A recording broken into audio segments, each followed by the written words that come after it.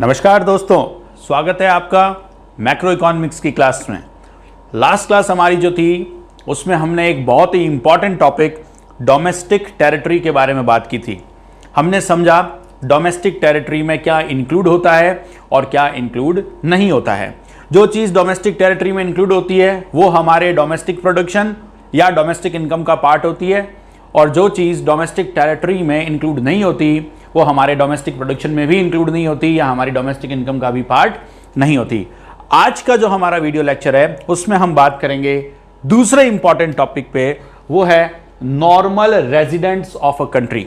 जब domestic territory बताया गया था तो वहां एक वर्ड आया था, एक शब्द आया था normal resident, operated by normal resident.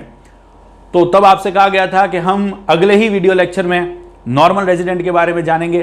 तो अभी आज का जो वीडियो लेक्चर है वो उसी नॉर्मल रेजिडेंट के ऊपर है। तो हम कई सारे एग्जांपल्स और कॉन्सेप्ट को समझेंगे, फिर एग्जांपल्स से इस सारी बात को समझने वाले हैं। नॉर्मल रेजिडेंट के बारे में मैं बताऊं उससे पहले मैं ये बता दूं हम क्यों पढ़ते हैं नॉर्मल रेजिडेंट को। देखिए बच्चों, आपको मैंने लास्ट क्लास में बताया था कि जब हम कहते हैं GDP, it's gross domestic product, right, तो वो डोमेस्टिक कब होगा वो मैंने आपको लास्ट में क्लियर किया था। लेकिन हम सिर्फ एक ही टर्म सुनते हैं बार बार in our routine life, it's GDP. लेकिन जीडीपी अकेला नहीं है, ऐसे और भी कई सारी टर्म्स हैं, जिसमें से एक टर्म और है GNP. Yes, GNP. What does it mean? GNP की फुल फॉर्म क्या है? Gross national product. देखिए दो तरीके का प्रोडक्ट होता है, एक होता है डोमेस्टिक प्रोडक्शन या डोमेस्टिक प्रोडक्ट या domestic income, which is determined on the basis of the concept of domestic territory, और दूसरा होता है नेशनल प्रोडक्ट या नेशनल प्रोडक्शन या national income which is based on the concept of normal resident of a country। यानी आज का जो हमारा वीडियो लेक्चर है नॉर्मल रेजिडेंट के ऊपर जो वीडियो लेक्चर है वो हमें बताएगा कि कौन सा इनकम या कौन सा प्रोडक्शन नेशनल प्रोडक्ट का पार्ट होगा और कौन सा पार्ट नहीं होगा। समझ गए बात को? यानी हम ये जानेंगे कि कौन नॉर्मल रेजिडेंट है और कौन नहीं है। जो नॉर्मल रेजिडेंट है उसकी प्रोडक्शन एक्टिविटी नेशनल प्रोडक्ट का पार्ट होगा, और जो नॉर्मल रेजिडेंट नहीं है उसकी प्रोडक्शन एक्टिविटी नेशनल प्रोडक्ट का पार्ट नहीं होगा। तो गाइस शुरू करते हैं। सबसे पहली बात जो यहां बोर्ड पे लिखी हुई है वो मैं पहले समझा दूं आपको। देखिए, रेजिडेंट एक इंडिविजुअल हो जरूरी नहीं है, इंडिविजुअल भी हो सकता है, कोई फर्म भी हो सकती है, कोई कंपनी भी हो सकती है, गवर्नमेंट हो सकती है, गवर्नमेंट की एजेंसीज भी हो सकती है। ठीक है, याद करिए पिछले एग्जांपल में एक था एयर इंडिया, वो इंडियन रेजिडेंट कंपनी थी। एक था ब्रिटिश एयरवेज, वो इंग्लैंड की रेजिडेंट कंपनी थी। ठीक है, तो यहीं पहले पॉइंट में यही लिखा है, देखिए, resident of a country ordinarily includes individuals, business units, government agencies etcetera. यानी एक इंडिविजुअल हो सकता है, एक फर्म हो सकती है, एक कंपनी हो सकती है, गवर्नमेंट हो सकती है, गवर्नमेंट की एजेंसीज भी हो सकती है। तो किसी इंडिविजुअल के ऊपर आप स्टक मत हो जाइएगा। आपको बस ध्यान रखना है कि बहुत सारी चीजें जो है वो रेजिडेंट की कैटेगरी में आ सकती है, कंपनीज भी आ सकती है, फर्म्स भी आ सकती है। ठीक है, अब होता क्या रेजिडेंट, उसके बारे में बात करते हैं। देखिए डेफिनेशन देखिए क्या है। A normal resident is said to be one who ordinarily resides in the country concerned and whose center of economic interest lies in that country. A normal resident is said to be one who ordinarily resides in the country concerned and whose center of economic interest lies in that country. अब यहां दो word आए हैं, दो बातें आई है जिसके basis के ऊपर हम डिफाइन करते हैं रेजिडेंट क्या होता है। देखिए मैंने अंडरलाइन किया है ऑर्डिनरीली रेजिड्स को, ऑर्डिनरीली रेजिड्स को अंडरलाइन किया, नंबर 1 नाम दिया है, और दूसरा क्या है, centre of economic interest number 2, इसको भी अंडरलाइन किया है। तो सवाल ये उठता है क्या मतलब है सर ऑर्डिनरीली रेजिड्स का या सेंटर ऑफ इकोनॉमिक इंटरेस्ट का। मैं ये कहना चाह रहा हूं आपसे कि ये ऊपर जो भी है, इंडिविजुअल है, बिजनेस यूनिट है या गवर्नमेंट है, अगर हमारे देश के पॉइंट ऑफ व्यू से बात करो, अगर वो हमारे देश में ऑर्डिनरीली रहते हैं और उनका सेंटर ऑफ इकोनॉमिक इंटरेस्ट अगर हमारा कंट्री है तो वो हमारे रेजिडेंट माने जाएंगे। ऑर्डिनरीली रेजिड्स और सेंटर ऑफ इकोनॉमिक इंटरेस्ट को समझते हैं। नंबर 1 पे क्या है, ऑर्डिनरीली रेजिड्स, इसको यहां एक्सप्लेन किया गया है। क्या मतलब है ऑर्डिनरीली रेजिड्स का? Stay in the country should be more than a year. अगर कोई फर्म, कंपनी या कोई इंडिविजुअल की बात करें, उसका स्टे या उसका सिचुएटेड होना हमारे देश में 1 साल या उससे ज्यादा का होना चाहिए। Stay in the country should be more than a year, यानी वो 1 साल से ज्यादा हमारे देश में रहता हो। ये सबसे पहली बात। और दूसरी बात क्या थी? Centre of economic interest. क्या मतलब होता है सेंटर ऑफ इकोनॉमिक इंटरेस्ट का? सेंटर ऑफ इकोनॉमिक इंटरेस्ट का मतलब है उसका बेसिक इकोनॉमिक एक्टिविटी उस पर्टिकुलर कंट्री से होना चाहिए जहां का वो रेजिडेंट इंक्लूड हो रहा है। यानी अगर वो इंडिया में रहता है तो उसकी सेंटर ऑफ 1 साल से ज्यादा रहना चाहिए यहां।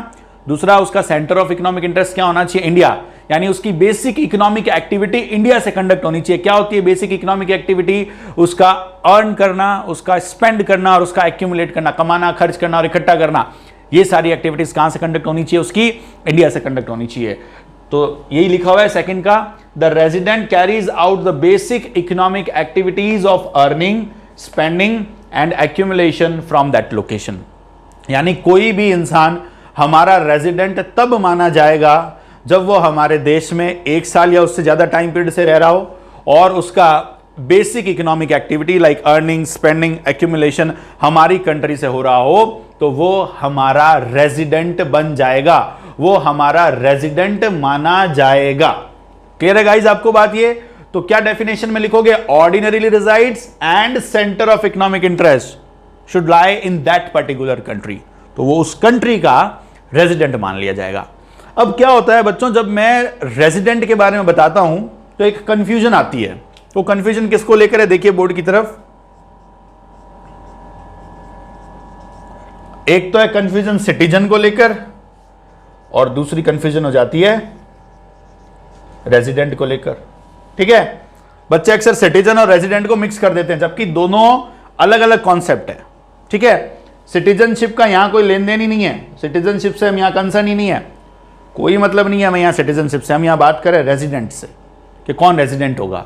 ये रेजिडेंट होना इकोनॉमिक कॉन्सेप्ट हुआ, जबकि सिटीजन होने के रूल्स अलग हैं। जैसे कोई इंडिया में पैदा हुआ तो वो इंडिया का सिटीजन है। ठीक है, या मान लीजिए कोई इंडिया में पैदा नहीं हुआ, वो इंडिया के बाहर का है, लेकिन उसने जो लीगल रिक्वायरमेंट्स थी वो पूरी कर दी, इसलिए इंडियन गवर्नमेंट ने उसको इंडियन सिटीजनशिप प्रोवाइड की। ये बिल्कुल डिफरेंट कॉन्सेप्ट है, जबकि रेजिडेंट का कॉन्सेप्ट ये आपके सामने है। अब मैं थोड़ा क्लियर करना चाहूंगा आपको। मेरे एग्जांपल की बात करता हूं, मैं इंडिया में पैदा हुआ हूं तो मैं इंडियन सिटीजन हूं। ठीक है, और पिछले 1 साल से मैं इंडिया में ही पढ़ा रहा हूं, इंडिया में ही कमा रहा हूं और इंडिया में ही खर्च कर रहा हूं। ठीक है, यानी मैं इंडिया में रह रहा हूं, इंडिया में कमा रहा हूं और इंडिया में खर्च कर रहा हूं, तो मेरी बेसिक इकोनॉमिक एक्टिविटी इंडिया से ही कंडक्ट हो रही है, तो मैं इंडिया का रेजिडेंट भी हूं, यानी सिटीजन भी हूं, रेजिडेंट भी हूं। अभी मान लीजिए मेरा जॉब लग जाता है अब्रॉड में कहीं पे, मान लीजिए यूएसए में मेरा जॉब लग जाता है, अब मैं वहां चला गया, पिछले 1 साल और उससे ज्यादा से मैं यूएसए में रह रहा हूं, वहीं अर्न कर रहा हूं, वहीं कमाता हूं, वहीं खर्च करता हूं, वहीं इकट्ठा कर रहा हूं। इन जनरल बात की जाती है अर्निंग, स्पेंडिंग एंड एक्यूमुलेशन, वो मेरा यूएसए में हो रहा है, तो मैं सिटीजन तो इंडिया का ही रहूंगा ना, क्योंकि सिटीजनशिप के लॉज को मैं पूरा कर चुका हूं, मैं इंडिया में पैदा हुआ, मैं इंडिया का सिटीजन हूं। लेकिन उस पर्टिकुलर ईयर के लिए, देखिए मैं आपको बता दूं, नेशनल इनकम की जो अकाउंटिंग होती है फाइनेंशियल ईयर के लिए होती है, 1 अप्रैल से 31 मार्च, अप्रैल 1 टू 31 मार्च। उस पर्टिकुलर टाइम पीरियड के लिए मैं अब्रॉड में था, यूएसए में था, वहीं रह रहा था, वहीं कमा रहा था, वहीं खर्च कर रहा था, 1 साल से ज्यादा मैंने वहीं टाइम स्पेंड किया था, तो उस पर्टिकुलर फाइनेंशियल ईयर के लिए मैं इंडिया का रेजिडेंट नहीं माना जाऊंगा, मैं रेजिडेंट माना जाऊंगा यूएसए का। बात समझे? कहां का रेजिडेंट माना जाऊंगा? यूएसए का। इंडिया के लिए मैं हो जाऊंगा non resident, NRI, non resident of India. Citizen हूं मैं इंडिया का, बट उस पर्टिकुलर ईयर के लिए मैं रेजिडेंट नहीं हूं। इसको यूं समझिए कि एक चाइनीज पर्सन है, वो चाइना का सिटीजन है, वहां पैदा हुआ है, और दूसरी उसने वहां की रिक्वायरमेंट पूरी की है, वो वहां का सिटीजन है। अब वो, हमें सिटीजनशिप से यहां कोई मतलब नहीं है, अब वो इंडिया में आ रहा है, पिछले 1 साल से इंडिया में रह रहा है, यहीं कमा रहा है, यहीं खर्च कर रहा है, इसका मतलब वो इंडिया का उस पर्टिकुलर ईयर के लिए, जिसके लिए भी हम नेशनल इनकम की कैलकुलेशन कर रहे हैं, उसके लिए वो इंडिया का रेजिडेंट माना जाएगा। जो भी चाइना से इंसान आया है वो इंडिया का सिटीजन नहीं है, लेकिन फिर भी इंडिया का रेजिडेंट है। और मैं मेरी बात करूं तो मैं जब यूएस से गया तो मैं इंडिया का सिटीजन हूं, लेकिन इंडिया का रेजिडेंट नहीं हूं। समझ में आ गई बात? तो सिटीजनशिप और रेजिडेंटशिप के कॉन्सेप्ट को मिक्स मत करिएगा। रेजिडेंट का जो कॉन्सेप्ट है वो कंप्लीटली इकोनॉमिक कॉन्सेप्ट है, जो हमें इन 2 बातों को फॉलो करने के लिए कहता है, हमें इससे कोई मतलब नहीं है। क्लियर हो गई बात? यानी एक आदमी at the same time citizen तो है लेकिन रेजिडेंट नहीं है, या चाइना वाले पर्सन की केस की बात करें, एट द सेम टाइम वो रेजिडेंट तो है लेकिन सिटीजन नहीं है। दोनों चीजें पॉसिबल है। क्लियर है गाइज? तो ये थोड़ा सा मैंने आपको सिटीजनशिप और रेजिडेंटशिप का डिफरेंस बता दिया। अब देखिए, ये तो हमने जनरल बात की कि normal resident of a country क्या होता है। तो सिंपली अपने को यही दोनों रूल फॉलो करने, वो इंडिया में रहता हो, उसका बेसिक इकोनॉमिक एक्टिविटी इंडिया से हो रहा है तो वो इंडिया का रेजिडेंट है।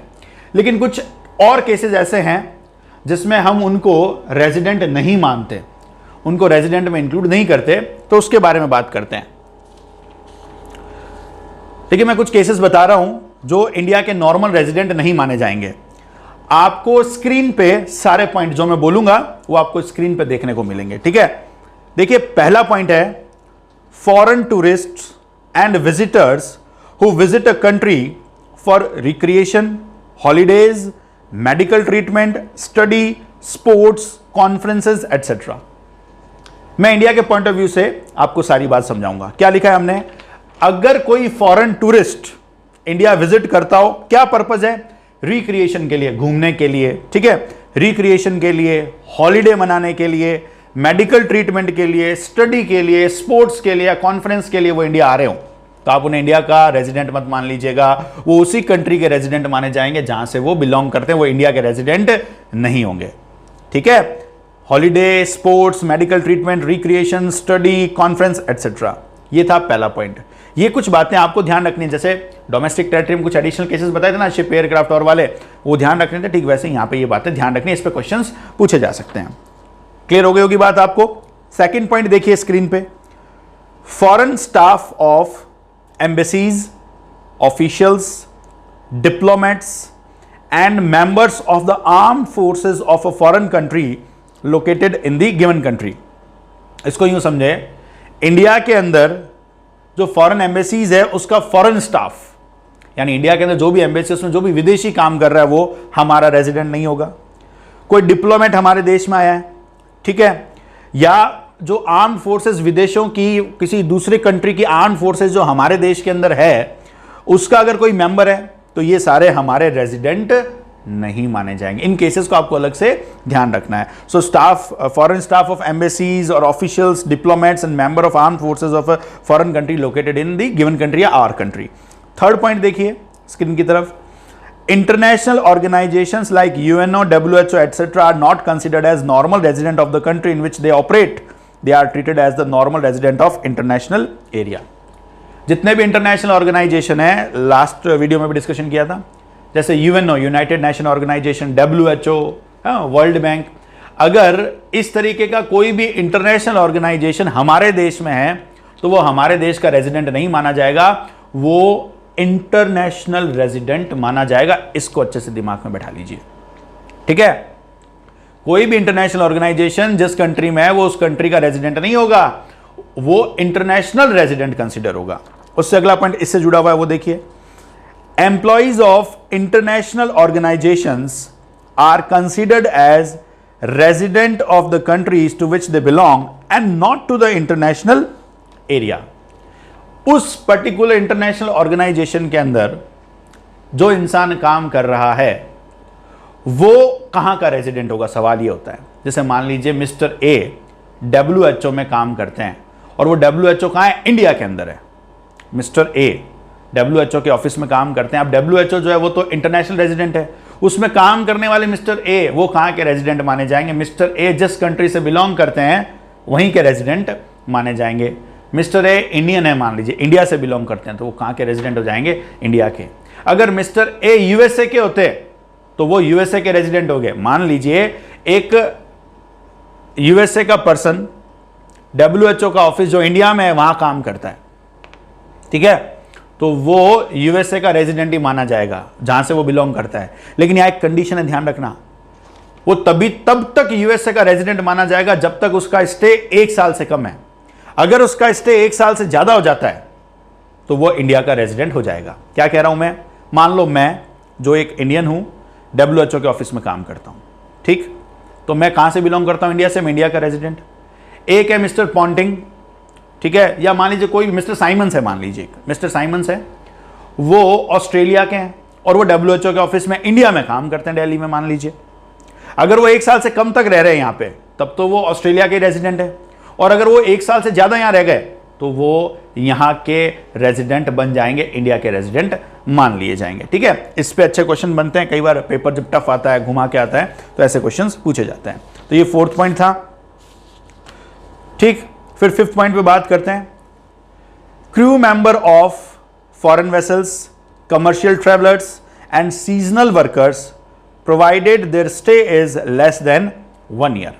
क्या कह रहे हैं हम यहां पे कि कोई फॉरेन वेसल है, उसका कोई क्रू मेंबर है, ठीक है, जैसे कोई शिप या एयरक्राफ्ट है, उसका कोई क्रू मेंबर है वो, या कमर्शियल ट्रैवलर कोई हमारे यहाँ आया है, कमर्शियल ट्रैवलर में जो बिजनेस के पर्पस से आए हैं, या कोई सीजनल वर्कर हमारे देश में आए हैं, तो वो हमारे रेजिडेंट नहीं हो जाएंगे, वो उसी कंट्री के रेजिडेंट माने जाएंगे जहां से वो बिलोंग करते हैं। शर्त एक ही है कि उनका स्टे 1 साल से कम होना चाहिए, 1 साल से ज्यादा हो गया तो वो हमारे रेजिडेंट हो जाएंगे। जैसे मान लीजिए कोई एज ए क्रू मेंबर हमारे देश में आया है, या कमर्शियल बिजनेस पर्पस के लिए वो हमारे यहाँ आया, कमर्शियल टूर के लिए आया, या कोई सीजनल वर्कर हमारे यहाँ सीजन था 2, 4, 6 महीने का काम करने के लिए आए, फिर अपने देश चले गए, तो वो अपनी कंट्री की रेजिडेंट माने जाएंगे, हमारे रेजिडेंट नहीं माने जाएंगे। बस उनका स्टे 1 साल से कम होना चाहिए, 1 साल से ज्यादा है तो वो हमारे रेजिडेंट हो जाएंगे। ठीक है, 6th पॉइंट बड़ा इंटरेस्टिंग है, देखिए स्क्रीन पे। Border workers who live near the international border and cross the border on a regular basis to work in the other country, they are treated as normal resident of the country where they live and not where they work। देखिए कुछ लोग ऐसे हैं जो बिल्कुल border area, 2 countries है, ए और B, 2 countries है, जैसे मान लीजिए इंडिया है और पाकिस्तान है, ठीक, और जो बॉर्डर पे लोग रह रहे हैं, मान लीजिए इंडिया और पाकिस्तान के बॉर्डर में कोई टेंशन नहीं है और फ्रीली आना जाना है, तो बॉर्डर पे रहने वाले लोग काम के लिए सुबह घर से निकलेंगे, दूसरे के देश जाएंगे, पाकिस्तान जाएंगे, या पाकिस्तान वाले इंडिया आएंगे और शाम होते थे वापस घर लौट आएंगे। ठीक है, तो ऐसे वर्कर्स जो रूटीन बेसिस के ऊपर बॉर्डर क्रॉस करते हैं, तो वो कहां के रेजिडेंट होंगे? वो उसी कंट्री के रेजिडेंट माने जाएंगे जहां से वो बिलोंग करते हैं। मान लीजिए इंडिया का कोई इंसान रूटीन बेसिस पे पाकिस्तान जाता है, बॉर्डर क्रॉस करता है और वापस आता जाता रहता है, ठीक है, इसका मतलब क्या हुआ? वो इंडिया का रेजिडेंट ही माना जाएगा। और पाकिस्तानी अगर इंडिया आता है और वापस पाकिस्तान जाता है तो वो भी पाकिस्तान का ही रेजिडेंट माना जाएगा। ठीक है, तो ये कुछ एडिशनल केसेस थे जो आपको ध्यान रखने होंगे।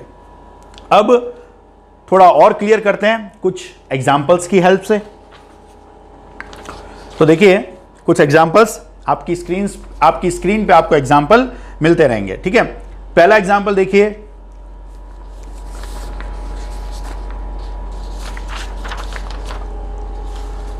पहला एग्जाम्पल है Indian officials working in the Indian embassy in USA. क्या लिखा है? Indian officials working in the Indian embassy in USA. तो भारत का एक इंसान जो यूएसए में है इंडियन एम्बेसी में, तो हमने क्या बताया था कि फॉरेन स्टाफ कोई हो एम्बेसी का, वो उसी कंट्री का रेजिडेंट होता है जहां से वो बिलोंग करता है। तो यूएसए में इंडियन एम्बेसी, उसका इंडिया का स्टाफ, यूएसए के लिए क्या होगा? Foreign staff.